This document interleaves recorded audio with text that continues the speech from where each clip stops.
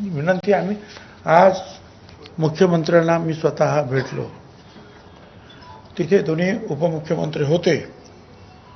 त्यांना सुद्धा हायकोर्टाचे जजमेंट्स, त्यांना सुद्धा सुप्रीम कोर्टाचे जजमेंट्स, हे तुमचं जे काय गॅझेटियर्स न्यामकन तमकं सगळं दप्तर दाखवलं.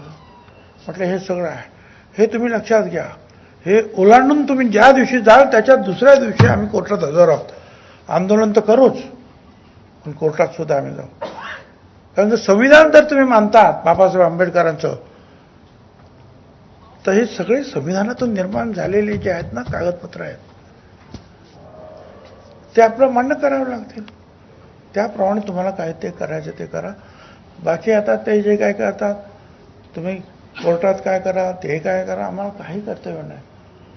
आणि आज आम्ही आमच्या सगळ्या लोकांना सांगितलं की आपण ते आणि सरकार पाहून घेईल काय करायचं ते. आपण आता तयारीला लागायचं आहे. अनेक ठिकाणी उपोषण सुरू केलं, अनेक ठिकाणी उपोषण सुरू करायचंच आहे. तहसीलदारापासून तर कलेक्टरपर्यंत सगळीकडे जे आहेत मोर्चे काढून एकच महत्त्वाचं वाक्य तिथं पाहिजे, आमच्या ओबीसीच्या वाट्यामध्ये दुसरे वाटेकरी नकोत.